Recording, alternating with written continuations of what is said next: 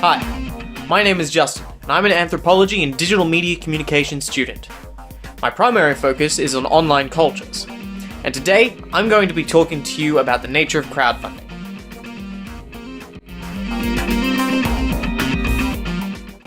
Crowdfunding developed out of the change of communication through online internet interaction, which formed out of, again, online communities, which sprung up during the advent of Web 2.0. Now, it's this change in communication that has allowed crowdfunding to really take off, allowing people to share with each other their ideas and allow people who have the money and time and investments and large groups of people to make small contributions to allow for large ideas to emerge. Crowdfunding is a process that Galuszka and Bystrov describe as a viable alternative for artists interested in financing their work. This is essentially accurate. The process itself, described by other academics and crowdfunding sites themselves, is fairly easy to understand.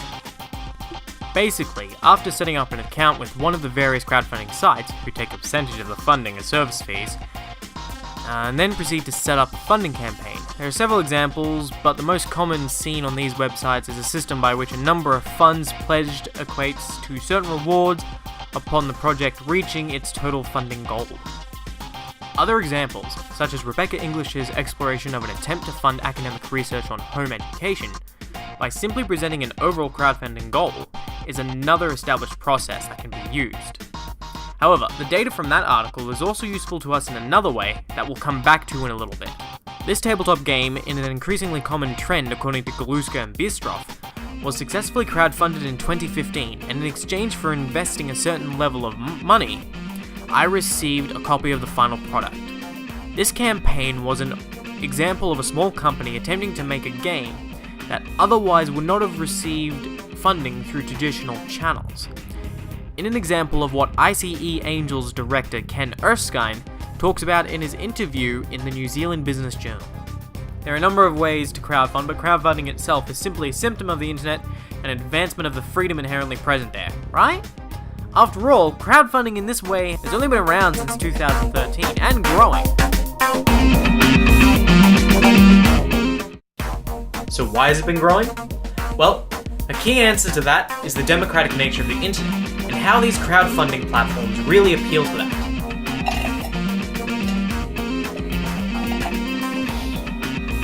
Crowdfunding sites are excellent places for like-minded people to come together and support products that they want, thus creating a community.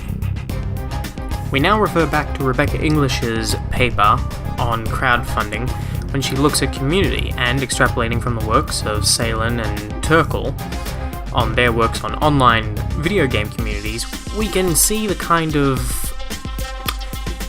communities that come together and interact in these online spaces. Other authors such as Galuszka and Bystrov also agree with English that, under certain circumstances, crowdfunding platforms can be regarded as a special form of online community. Using our base knowledge of what a community is, it's not hard to imagine people gathering within these online circuits to uniformly and unitedly express their will. Which now leads us into our next part on the democratic nature of new technology and how democratic the crowdfunding system is in terms of product producing.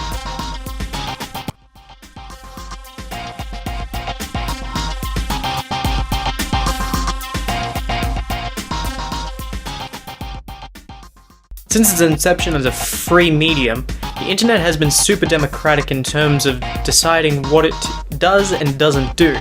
And here to talk to you a little bit about what it does do in terms of crowdfunding is my good friend, Mr. Scullywobbles.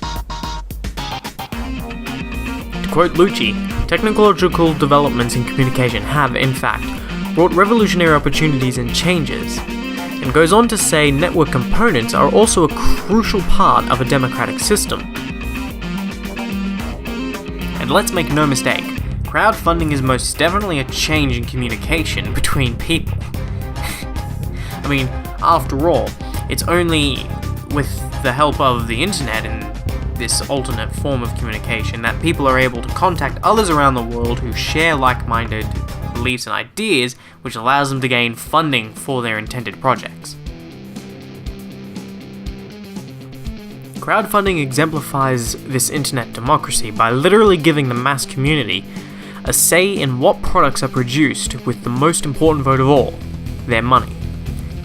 In Vanderhill's talk about post-Soviet states, he mentions the position of pro-internet supporters believing in social media democratizing by providing alternate sources of information. So in this case, from Vanderhill's perspective, crowdfunding is just another alternate source of information that people can use to contribute to their preferred choices, which in turn is what a democratic society is about: choice.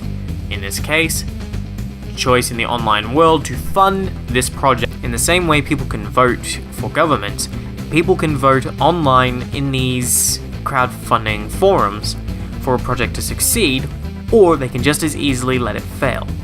And sometimes, what they bargain for or what they choose to invest in is not what they get in the end, as projects can be grossly underestimated, product values drop. Crowdfunding is definitely a good example of the democratizing potential of the internet.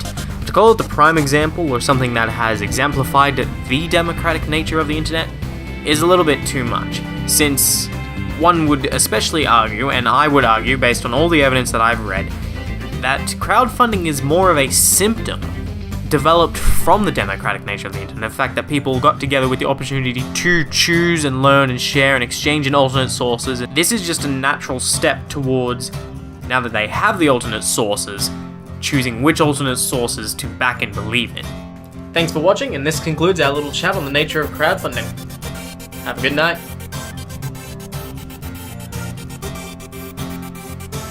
Please see the description for my full references.